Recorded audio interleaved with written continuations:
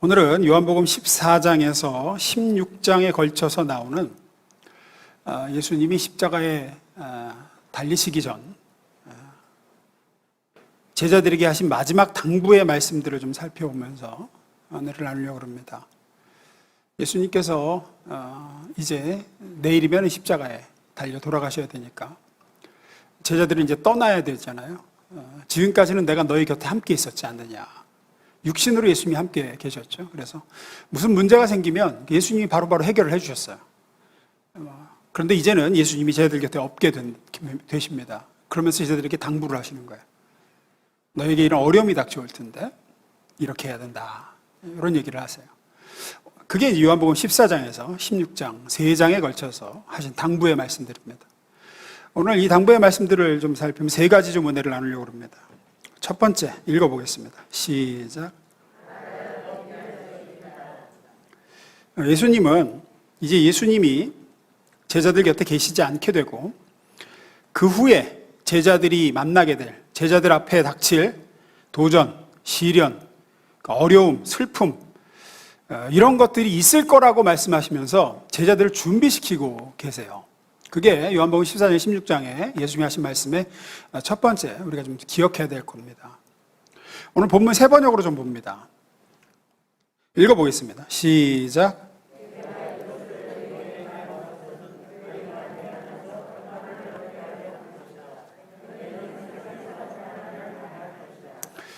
말이 앞뒤가 지금 안 맞으시죠? 보세요. 내가 이것을 너에게 지금 말하는데 이 말을 하는 건 뭘 얻게 하려고? 평화를 얻게 하려고 한대요. 평화를 얻게 하려고 한다고 하시면서 그 다음에 무슨 얘기하세요? 환난 당한다. 그래서 환난 당한다. 너희는 세상에서 환난을 당할 것이다. 여기서 환난이라는 단어를 예수님이 좀 사용하시면서 제자들에게 당부하신 게 뭐냐? 준비되어 있어야 돼. 너희는 반드시 환난의 때가 올 거야. 예수님은 제자들이 무방비로 당하지 않기를 바라셔서 미리 얘기한다 이런 얘기를 하시는 거죠. 복싱이든 MMA 종합격투기든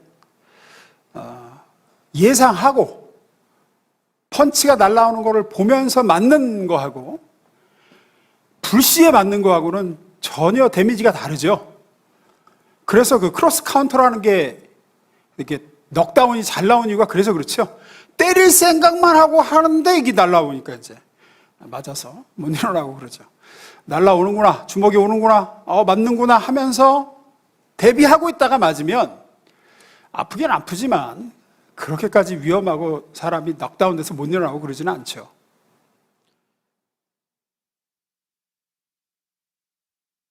제가 해군에서 군복무를 했는데 1년 배를 탔습니다. 구축함을 1년 탔는데 기상 악화가 예상되면 이제 전보가 날라와요. 곧 기상이 악화된다고. 그러면 이제 함내 방송으로 방송이 나옵니다. 곧 기상이 악화될 예정.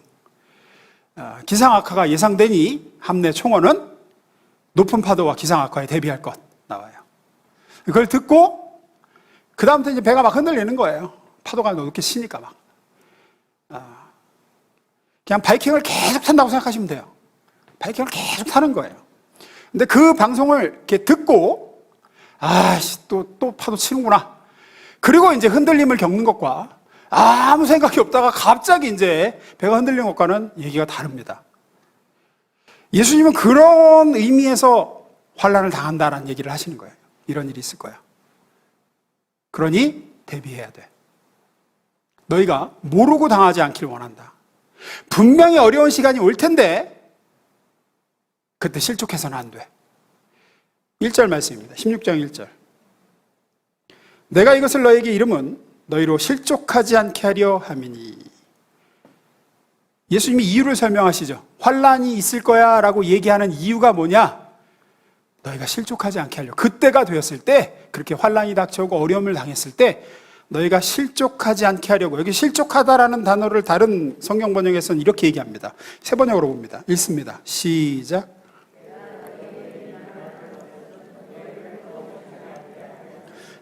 그래서 환난이 있을 거라는 얘기를 미리 해주는 거야. 오늘 하나님이 저를 통해서 여러분에게 설교를 하게 하시는 이유이기도 합니다. 넘어지지 않도록. 그때가 되었을 때 넘어지지 않도록. 지금이야 보도블록이 잘 정비가 돼 있죠. 보도블록이 또 작죠. 아구도 딱 맞아가지고. 그리고 보도블록 까는 걸 보니까 참 자주 바꾸잖아요. 보도블록을 맨날 뒤엎잖아요. 보니까 맨 밑에 땅을 다지고 그 위에 이렇게 자갈을 깔더라고요. 자갈을. 그리고 위에 모래 깔고 그 위에 보도블록을 놓더라고요. 그리고 한 번 더 모래를 이렇게 사이사이 넣어갖고 보도블록이 흔들리지 않도록 딱 맞게 하더라고요.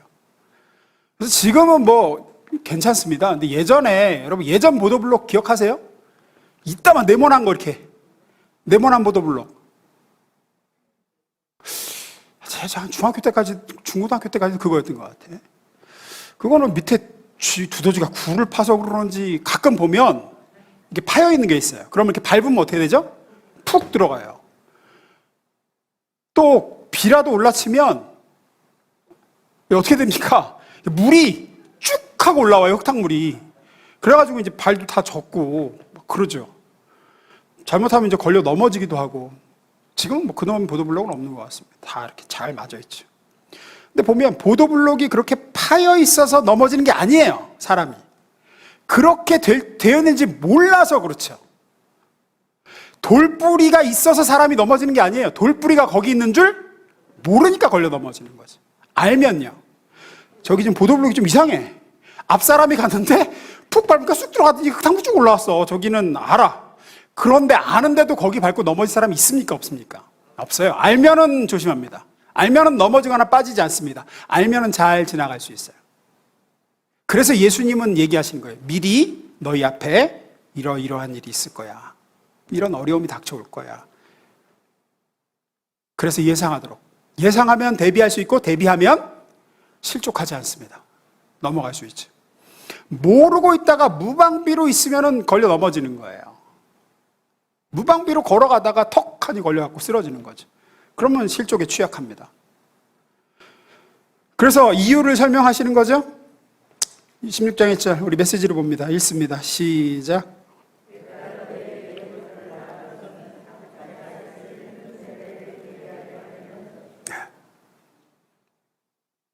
내가 너에게 환난이 있을 거라고 얘기하는 거, 너에게 슬픔의 때가 올 거고 너희가 감당할 수 없는 고통의 때가 닥쳐올 거라고 얘기하는 건 너희를 낙담케 하려고 하는 얘기가 아니다.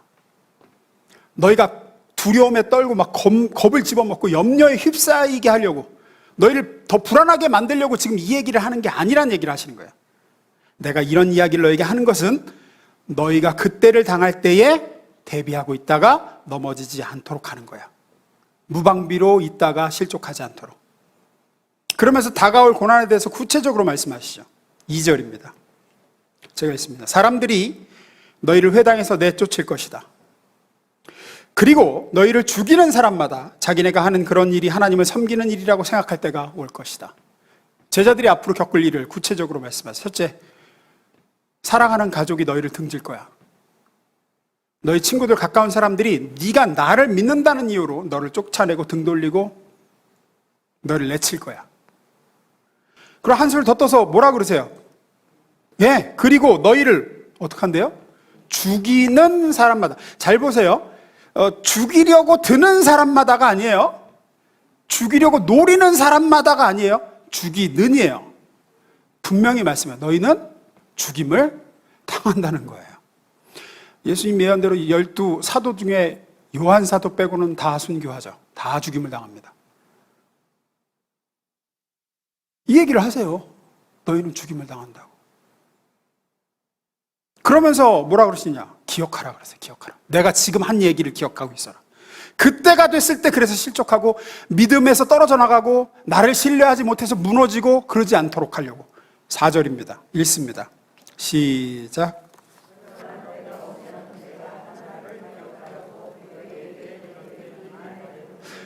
여러 번 얘기를 하세요. 여러 번. 때가 오면, 시련의 때가 오고 고통의 때가 오고 이런 때가 오면 지금 내가 너에게 한 말을, 뭐라고 한 말, 그런 때가 올 거라고 한 말을 기억하라고 너희에게 이렇게 미리 말해두는 거야. 그런 일이 닥쳐올 때 너희 제자들끼리 서로 바라보면서 야, 기억나? 예수님이 이런 일이 있을 거라고 하셨잖아. 그러니까 당황하지 말자. 그러니까 이때 하나님이 우리를 버렸다고 생각하지 말자. 예수님은 미리 말씀하셨다. 그러니 우리 믿음을 잃지 말자. 이걸로 우리 신앙 잃지 말자. 하나님께 등 돌리지 말자. 예수님은 그렇게 하라고 이걸 말씀하시는 거예요. 그리고 정말 이 말씀을 하시고 부활 승천하시는 얼마 있다가 사도 야고보가 목베임을 당해 죽죠. 제자들이 흔들림이 없습니다. 왜? 예수님이 그러할 거라고 말씀하셨어. 순교의 피가 흘려질 거라고 하셨어.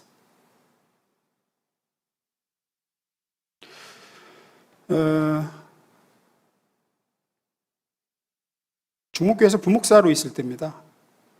교회에서 주관해서 결혼 예비학교를 열었습니다. 한 50커플 정도가 결혼 예비학교에 등록을 했어요. 8주에 걸쳐서 결혼 예비학교를 진행을 했는데, 한 주는 그 멘토링하는 주관을 가졌어요. 뭐냐면 이미 결혼해서 결혼 생활을 꽤 오래 한 커플들과 지금 이제 결혼을 앞둔 이 커플들을 매칭을 해가지고 이제 결혼 생활을 하고 경험한 사람들이 그 자기들이 결혼 생활했던 그 경험을 나누면서 이제 앞으로 결혼할 예비 신랑 신부들에게 도움을 주는 시간이었어요. 앞으로 다가올 일들을 준비하도록 미리 알고 대비하고 당황하지 않게 하려고. 결혼 생활에서 반드시 어려움이 있는데 그 어려움들에 잘 이겨내라고 이제 미리 얘기를 이제 하는 그런 시간이었어요. 물론 결혼은 축복입니다. 하나님의 귀한 선물인 줄 믿습니다. 이렇게까지 아멘이 안 나올 줄은 예상을 못했는데 다시 한번 얘기합니다. 여러분, 결혼은 축복이고 결혼은 하나님의 귀한 선물인 줄로 믿습니다. 참 진정성이 느껴지는 아멘이라고 생각을 하는데, 하지만 기대와는 다르죠. 결혼을 앞두고 있는 신랑 신부가 이제 새 신랑 새 신부가 기대하는 것과는 다를 겁니다. 예상 못하고 맞이하면 당황하죠. 심하면 넘어집니다. 심하면 넘어져요. 이런 갈등이 있을 거라고 생각 못했어요. 이렇게 힘들 줄은 예상 못했어요. 그래서 멘토들이 알려주는 거예요. 뭐라고? 그런 일이 있을 거라고. 그리고 그게 정상이라고. 그게 정상이라고. 이런 어려움, 이런 속상함, 그런 갈등, 다툼, 정상이라고. 아, 내가 이거 결혼 잘못한 거 아니야? 그렇게 생각하지 말라고. 맞는 사람하고 결혼한 거 맞아? 다들 이런가? 이거 지금 잘못돼 가는 거 아니야? 아니라고. 정상이라고. 돈 문제도 있을 수 있고, 시댁 문제, 처가 문제, 자녀 양육의 어려움, 그 의사소통 문제 다 있을 수 있어요. 결혼이라는 문을 통과하면 그 뒤에 뭐가 서 있을지 미리 알아야 된다고. 절대로 꽃길만 펼쳐져 있지 않다. 알고 만나면 괜찮아. 돌뿌리를 알면은 걸려 넘어지지 않아. 모르니까 가다 걸려 넘어지. 그래서 이제 그 시간에 얘기를 하는 거예요. 살다 보면은 분명히 힘들고 어렵고 슬프고 외로운 시간도 찾아오고, 이 결혼을 중단하고 싶은 때도 분명히 왔다고. 지금 미리 알고 당황하지 않으면 된다고. 저 문 뒤에 뭐가 서 있을지, 시어머니가 못마땅한 표정으로 서 있더라도 당황하지 않도록. 아무도 결혼 생활에 대해서, 결혼 생활에 겪게 될 어려움에 대해서 이야기해 주지 않고 좋기만 할 거라고 기대하는 사람과 미리 들은 사람은 크게 다를 수밖에 없어요. 맞아, 이럴 거라고 그랬어. 당황하지 말자. 이게 정상이라 그랬어. 우리 알고 있었잖아. 우리 잘 헤쳐나가 보자. 이렇게 되는 거죠. 비행기를 타고 이렇게 여행을 해보신 분은 알겠지만, 때로는 이제 기장이 미리 방송을 하죠. 잠시 후 기류가 불안정해서 비행기가 많이 진동을 할 텐데 안전벨트를 매시고 될 수 있으면 화장실 이용이나 복도 이용은 자제해 주시기 바랍니다. 뭐 이런 얘기를 하죠. 막 잘 자고 있을 때도 이렇게 한밤중에도 방송을 해줍니다. 잘 자고 있는데 시끄럽게 왜 이런 얘기를 하죠? 왜 미리 방송하죠? 그래야 준비하니까. 그래야 식탁을 올리고 안전벨트를 매고 무방비로 당하지 않아요. 오렌지 주스 받아놓고 막 있다가 난기류만 나서 흔들리면 다 쏟아지니까. 무엇보다도 비행기가 크게 흔들려도 미리 방송을 들은 사람은 당황하지 않습니다. 난기로 지난다더니 흔들리네. 뭐 이러는 거죠. 근데 못 들은 사람은 왜 이러는 거야? 무슨 일이야? 뭐 이렇게 이제 되는 거예요. 예수님이 제자들에게 하고 계신 게 그겁니다. 미리 방송을 해주시는 거예요. 미리. 요한복음 16장 1절. 내가 이것을 너에게 이름은 너희로 실족하지 않게 하려 함이니. 4절. 그런 때가 오면 내가 한 말을 기억하라고 너에게 이렇게 미리 말해두는 것이다. 그때가 왔을 때 너희가 나에 대한 믿음을 잃지 않도록 하기 위함이다. 오늘 내가 너에게 한 말을 기억하거라. 우리의 대화를 기억해. 그때가 되면 내가 지금 너에게 이것을 말하는 것은 네가 소망한 것과 네가 기대하는 것과 다른 일이 네 인생에서 벌어지더라도 여전히 내가 너와 함께하고 있고 내가 주관하고 있음을, 내가 통제하고 있고 내가 네 곁에 있음을 잊지 않게 하기 위함이다. 두 번째입니다. 읽습니다. 시작. 우리도 마찬가지. 예수님과 동행해도 어려움은 찾아옵니다. 우리에게도 똑같은 말씀을 하고 계십니다. 주님과 함께 동행하고 주님 안에 거해도 우리의 삶에 전혀 예상하지 못한 일이 우리 인생 문 밖에 기다리고 있을 수 있습니다. 전혀 기대 못한 고난이 오고 슬픈 일이 닥칠 수도 있습니다. 건강검진을 좀 이상해서 했는데 위암 말기입니다. 그럴 수 있습니다. 분명히 충분히 일어날 수 있는 일이.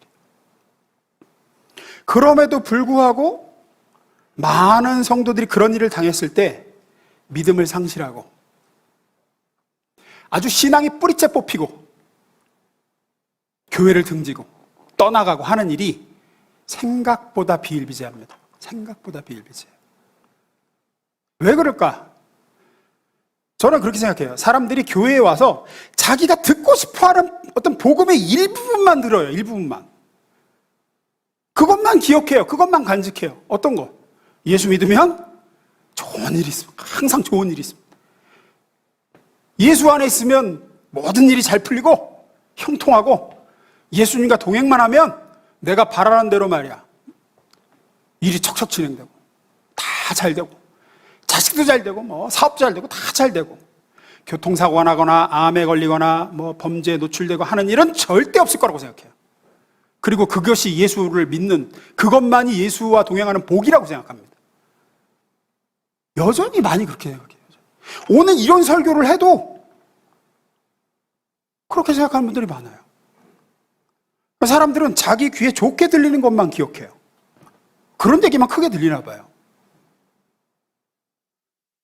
또 그러다 보니 그런 일을 겪는 건 내가 지금 예수와 동행하지 못해서 그렇다고 생각하거나 예수님이 나하고 함께하지 않는다고 생각하거나 그러니까 좋은 것만 드러내려고 그래요. 자기 삶에서 고난이나 가정에 예상치 못한 문제나 자녀의 어려움 이런 것들은 이렇게 숨깁니다. 말을 안 해요. 왜? 이게 복이 아니라고 생각하거든.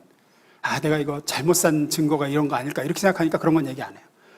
그러다 보니 나 빼고는 다 잘 사는 것처럼 보이는 거예요. 이제 다 아무 문제 없어 보여. 가정도 문제 없는 것 같고 자녀도 문제 없는 것 같고 왜 나만 힘들지? 왜 내게만 이런 일이 발생하지? 여러분 저는 목회자니까 대부분 다는 모르지만 그래도 많이 알잖아요. 말씀드립니다. 그런 척 하는 겁니다. 다 어렵습니다. 다 나름의 문제들이 다 있습니다. 거의 말을 안 할 뿐이죠. 강해 보이려고 그러고 다 잘 돼가는 것처럼 이렇게 보일 뿐이지 다들 나름의 결혼 생활에 가정에 관계 경제 건강에 다 슬픔이 있고 아픔이 나름 있어요. 예수님을 따르는데도 믿음 생활 잘하는데도 왜 이런 일이 있느냐? 자녀가 속 썩이는 일 같은 거는 일어나서는 안 되는 게 아니냐? 예수와 동행하면 모든 게 좋을 거란 생각이 있으니까 이중으로 힘들어요. 이중으로. 예수님은 제자들에게 분명히 말씀하십니다. 아니라고. 오히려 나하고 함께 걷는 길이기 때문에 그런 일이 발생할 수 있다고 말씀하시는 거예요. 너희가 내 안에 있기 때문에 너희가 나를 잘 따를수록 세상은 너희를 미워할 수 있고 너희는 이런 환난과 질과 어려움을 겪고 슬픈 일을 당하게 될 거야. 죽임을 당할 수도 있어. 제가 좋아하는 미국 목사님 이야기를 잠깐 할게요. 이분이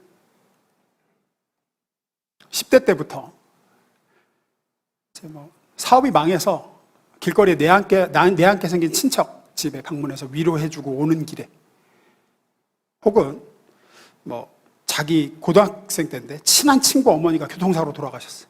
갑자기 어머니가 죽었어요. 그래서 그 장례식에 갔다가 돌아오는 길에 갑자기 암이 발병해서 고통 중에 투병하다가 떠난 성도의 장례식에 참석했다가 돌아오는 차 안에서, 그때마다 이제 아버지가 자기한테 해준 얘기가 있다는 거예요. 아들아, 네 인생에도 반드시 이런 때가 올 거야. 네 인생에도 반드시 이런 때가 올 거야. 전혀 예상하지 못한 불행이 갑자기 찾아올 수 있어. 갑자기 사랑하는 사람을 떠나보내야 될 때도 있을 거야. 전혀 예상 못한 실패나 불행이 네 인생의 문에 노크를 할 수도 있어. 근데 자기는 듣고 싶지 않은 이야기였대요. 당연히 듣고 싶지 않죠. 이런 얘기를 누가 듣고 싶어요? 네 인생에도 이런 일이 벌어질 수 있다는 얘기를 누가 듣고 싶어요? 자기가 듣고 싶었던 건, 저건 저 사람들의 일이고 너에게는 일어나지 않을 거야. 아빠가 기도를 열심히 하고 있거든? 너에게는 고난이 면제될 거야. 너는 하나님이 지켜주셔서 저런 아픔은 네 인생에 한 번도 없을 거야. 이런 얘기가 듣고 싶지만 아버지는 아니었다는 거야. 아들아, 기억해둬라. 네 인생에도 저런 순간이 온다. 반드시 올 거야. 반드시 어려울 때가 온다. 굉장히 자상한 분이었는데 확신에 찬 말투로 얘기했대요. 평생 굉장히 긍정적인 분인데, 그런 어려움을 당하는 사람들을 위로해주고 올 때마다, 아들아, 너에게도 슬픔과 고난의 때는 온다. 너만 면제받지는 않아. 라는 얘기를 했다 그래요. 우리가 사는 이 세상은 천국이 아니야. 이 세상은 힘들고 어려운, 어두운 그런 세상이야. 잊지 말거라. 왜 이런 얘기를 하죠? 늘 두려움에 눌려 살라고? 맞습니다. 대비하라고. 기억하라고. 돌뿌리가 있어서 걸려 넘어지는 게 아니라, 거기 돌뿌리가 있는 게 몰라서 걸려 넘어지는 거니까 그게 있으면 기억해. 예수님은 우리에게 같은 말씀을 하시는 거예요. 고난할 때 걸려 넘어지지 않기를 바란다. 너희가 나하고 같이 걷는 길에도 난기류가 올 수 있어. 분명히. 그렇게 난기류가 와서 네 인생이 흔들릴 때 공포와 두려움에 빠져서 넘어지지 않길 바란다. 나를 신뢰하거라. 신앙을 잃어버리지 않길 바래. 나를 따르는 길에도, 나와 함께 걷는 길에도 어려움이 반드시 있어. 많은 분들이 착각을 해요. 뭐라고 착각하냐? 매일 기도하면, 매일 성경 보고 기도하면 365일 내내 24도 기온에 화창한 날만 계속될 거라고 생각하는 분들이 있는 것 같아요. 그러다가 홍수가 나고, 그러다가 먹구름이 들고 비바람이 몰아치고 추위가 닥치고 하면 이제 믿음이 흔들리는 거예요. 나 매일 기도했는데 말이야. 왜 날이 흐린 거야? 왜 이렇게 비가 오는 거야? 왜? 내가 기도했는데. 나 매일 기도하고 예배도 안 빠졌고 헌금도 드렸는데 내 인생은 화창해야 하고 아름다워야지 왜 태풍이 오는 거야? 그래서 실족해요. 크리스찬 스미스라는 사회학자가 있습니다. 이 사람이 연구한 게 뭐냐면, 왜 사람들이 교회를 잘 다니다 중간에 떠나는가? 왜 사람들이 믿음을 상실하는가? 이걸 연구했습니다. 결론은 뭐냐? 많은 사람들이 자신을 기독교인이라고 생각하고 스스로 그리스도인이라고 하지만 그들이 믿는 종교는 기독교가 아니라 다른 종교다. 그래요. 이 사람의 표현에 따르면 우리말로 하면 윤리적 치유 자연 종교쯤 됩니다. 모럴 세라피릭 디즘. 이게 이렇게 믿는다는 거예요. 내가 착하게 살고 내가 친절하게 하고 정직하게 살면 그런 사람을 축복하는 신이 있어서 자기를 믿는 신자들이 행복하고 만족하게 살도록 항상 돕는다. 그 신이. 그 신을 숭배하는 종교를 그냥 믿고 있다는 거예요. 그리고 기독교라고 믿는다는 거예요. 하지만 기독교는 그런 종교가 아니다. 그건 기독교가 아니다. 예수님의 제자가 된다는 건 그런 의미가 아닙니다. 착하게 살아, 정직하게 행동해, 그럼 내가 너 행복하게 해줄게. 이건 기독교가 아니에요. 네가 열심히 기도해, 그럼 너는 고난이 다 면제받을 거야. 그건 기독교가 아니에요. 성경은 그런 걸 얘기하지, 예수님은 고난을 이런 얘기를 하신 적이 없어요. 오히려 말씀드린 대로 네가 나하고 함께 동행하면 이런저런 고난을 참 많이 만나게 될 거야. 근데 그런 주님의 얘기는 이제 듣기 싫으니까 접어두고 자기가 뇌피셜로 만들어낸 착하고 친절하고 정직한 사람을 축복하고 자기를 믿는 신자들이 행복하고 만족스럽게 살도록 늘 돕는 그런 하나님을, 가공의 하나님을 믿으니까 그렇게 되지 않고 인생에 문제가 생기고 어려움이 닥치면 실족하는 거예요. 실족하는. 내가 정직하게 살았는데, 내가 착하게 살았는데 왜 이런 일이 나한테 벌어지는 거예요? 신앙을 잃고 하나님을 등지고 교회를 떠나게 됩니다. 다시 한번 말씀드립니다. 명심하십시오. 주님과 동행하는 길에도, 인도하심을 따라 내디딘 발걸음에도 시련은 찾아올 수 있고 고통과 슬픔과 어려움은 겪을 수 있습니다. 사도 바울이 주님의 인도하심을 따라서 탄 로마행 배도 풍랑을 만나서 표류하고 파손합니다. 요한복음 14장에서 16장은 예수님이 그 말씀을 하시는 거예요. 너희가 내 안에 거하고 내 말이 너희 안에 거하고 너희가 나와 동행하면 다 잘 될 거야. 아무 문제 없을 거야. 이런 얘기를 하시는 게 아니에요. 그래도 어려움이 있어. 힘들 거야. 슬픈 일도 겪게 될 거야. 너희만 면제받지 않는다. 세 번째입니다. 읽습니다. 시작. 예수님이 말씀하신 대로 제자들에게도 예수님과 동행하는 길에도 환난과 슬픔과 고난과 어려움이 올 것을 말씀하셨어요. 그럼 이제 우리는 어떻게 해야 되느냐? 그냥 운명으로 받아들이려야 되나? 운명이야, 운명. 면제 없어, 면제 없어. 위기나 고난, 아픔, 슬픔 그냥 뭐 당해야 돼, 그냥 견뎌, 그냥 견뎌. 예수님은 그렇게 말씀하지 않으십니다. 요한복음 14장에서 16장까지는 크게 두 가지 초점이 있어요. 첫째는 방금 말씀드린 이런 것들이에요. 환난이 있어. 분명히 시련도 핍박도 슬픈 일도 어려움도 있어. 너희 인생에만 돌뿌리 같은 게 없는 평탄한 대로가 아니야. 있어. 기억해. 요한복음 15장 18절 19절 읽습니다. 시작.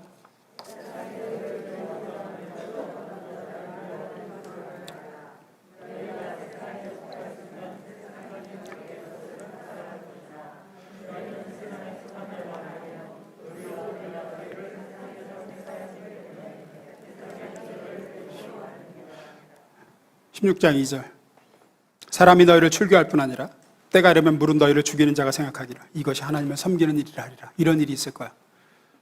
너희에게 어려움이 찾아온다. 세상이 너희를 미워한다. 그러니 기억하거라. 무방비로 당하지 마. 너희에게도 어려움은 찾아와. 너희만 면제받지 않아. 하시죠? 이게 첫 번째 초점이에요. 14장 16절. 그리고 또 하나의 초점이 있는데 뭐냐? 그런 때가 오면, 내가 얘기한 그 때가 오면 아버지께 도와달라고 해 라는 얘기를 하세요. 나는 더 이상 너희 옆에 없지만 보혜사, 또 다른 보혜사, 아버지와 아들의 영이신 성령님을 너에게 보내줄 거야. 내가 고아와 같이 너희를 버려두지 않을 거야. 그러니까 그런 때가 오면 그 보혜사 성령을 의지해서 아버지께 도와주세요라고 해요. 아버지 너무 힘들어요. 아버지 제가 감당할 수가 없어요. 아버지 너무 슬퍼요. 아버지 너무 두려워요. 라고 도와달라고 해. 요한복음 14장 1절 너희는 마음에 근심하지 말라. 하나님을 믿으니 또 나를 믿으라. 24절 지금까지는 너희가 내 이름으로 아무것도 구하지 아니하였으나 구하라. 그리하면 받으리니 너희 기쁨이 충만하리라. 우리는 요 구절만 딱 떼놓고 생각하는데 이 구절은 언제 얘기하시냐? 환난이 있을 거란 얘기를 하고 난 다음에 하신 얘기예요. 어려움이 있을 거야. 그러나 지금처럼 내가 곁에 없지만, 그래서 너희는 아버지께 직접 구할 일이 없었지. 하지만 이제는 내가 너희 곁에 없지만 너희가 아버지께 직접 구할 수가 있어. 도와달라고 구해. 그러면 어떡한대요? 받으리니. 뭘 받아? 도움을 받는 거예요. 도움을. 도와주세요 하면 예상하지 못한 일들이 인생에서 벌어졌을 때 아버지께 도와주세요 하고 구해. 그러면 그 도움을 받으리니. 그러면 어떻게 돼요? 너희 기쁨이 충만하리라. 참 아이러니한 거죠?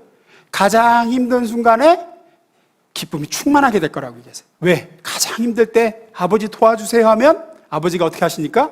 도와주실 거니까요. 너를 도와주실 거야. 도와주실 거야. 그래서 그 도움을 받은 너희는 기쁨이 충만하게 될 거야. 요약합니다. 고난 면제는 없습니다. 크리스찬이라고 고난 면제되지 않습니다. 예수와 동행한다고 해서 어려움 당하지 않을 거라고 기대하지 마십시오. 있습니다. 어려움, 예수와 동행해서 더 어려울 수 있습니다. 분명 그런 때가 올 겁니다. 감당 못할 슬픔, 어려움, 상실감, 고통의 때가 찾아옵니다. 그때는 어떻게 해야 됩니까? 예수님 명령하시듯 아버지께 도와달라고 하시면 돼요. 아버지, 제 힘으로는 안 됩니다. 너무 어렵습니다. 너무 괴롭습니다.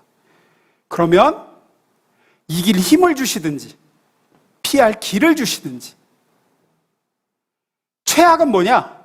그런 일이 딱 닥쳤을 때 이거 다 까먹고 믿어봐야 소용없어. 믿어봐야. 기도 한번 해봐야 다 소용없어. 내가 맨날 기도했는데 이렇게 되는 거예요.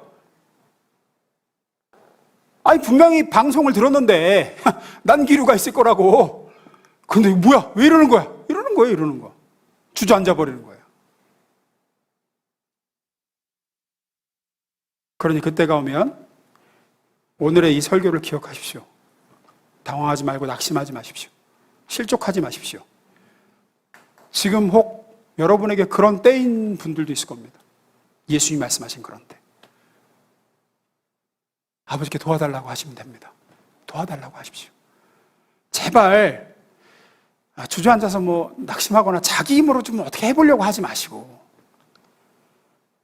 그냥 아버지께 도와달라고 하세요. 그러면 예수님이 약속을 하셨어요. 24절 세 번역으로 봅니다. 읽습니다. 시작.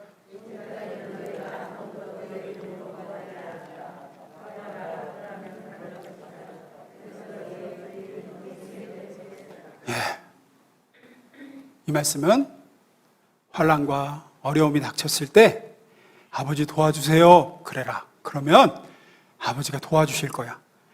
그러면 가장 힘들고 어려울 때 아버지의 도움을 받은 너희는 가장 기쁠 거야. 말씀 마무리 짓습니다. 이스라엘 백성이 하나님의 인도하심을 따라 애굽에서 출애굽했습니다. 그리고 하나님의 인도하심을 따라 홍해를 건넜습니다. 불기둥과 구름기둥이 함께했습니다. 하지만 광야에서 그들을 기다리고 있던 건 아말렉의 공격이었습니다. 하나님이 함께하지 않아서 아말렉에 공격당했느냐? 절대 아닙니다. 함께했습니다. 하지만 시련은 찾아왔고 고난이 그들에게 허락되었습니다. 아말렉이 공격해왔습니다. 그때 모세가 뭐를 하죠? 손 들고 도와달라 그럽니다. 당황하거나 낙심하거나 아니 불기둥이 인도해서 구름기둥이 인도해서 여기까지 왔는데 왜 이런 일이 이렇게 안 합니다. 산꼭대기에 올라가서 손을 들고 아버지 도와주세요 합니다. 요청을 하죠. 우리가 잘 알듯이 그가 손을 올리면 이스라엘이 이기고 손을 내리면 이스라엘이 집니다. 단순합니다. 그냥 손을 들고 도와달라고 합니다. 계속 손을 들고 도와달라고 하니까 하나님의 도움이 임합니다. 무기도 변변치 않고 평생 노예로만 살았던 이스라엘 백성에게 하나님이 이길 힘을 주시죠. 적의 힘은 빼시고 그래서 이깁니다. 그리고 그들의 기쁨이 충만하죠. 우리 삶에도 주님과 함께 걷는 길에도 인도함 받는 걸음에도 예수가 함께하는 인생에도 반드시 아말렉은 있습니다. 그런 아말렉이 찾아왔을 때 절대로 낙심하거나 당황하거나 하지 마십시오. 우리에게도 어려움이 있을 겁니다. 분명히 그런 날은 옵니다. 슬프고 괴로운 날이 옵니다. 그때가 온다는 걸 잊지 마십시오. 이상하게 여기지 말라고 성경은 여러 번 얘기합니다. 베드로전서 4장 12절입니다. 사랑하는 자들아, 너희를 연단하려고 오는 불시험을 이상한 일 당하는 것 같이 이상히 여기지 말고 그래요. 이상하게 여기지 말아라. 이상하게 여기지 마. 알고 있기만 해도 넘어지지 않습니다. 알고 있기만 해도. 그리고 어떡합니까? 그때가 오면 아버지께 손 들고 도와달라고 하라는 거예요. 야고보서 5장 13절. 여러분 가운데 고난을 당하는 사람이 있으면 그 사람은 어떻게 해야 된대요? 기도를 해야 됩니다. 단순한 공식입니다. 아버지 도와주세요 하라는 거예요. 그러면 어떻게 하신다고요? 도와주신다는 거예요. 도와주신다는 겁니다. 고린도전서 10장 13절 읽고 마칩니다. 읽습니다. 시작.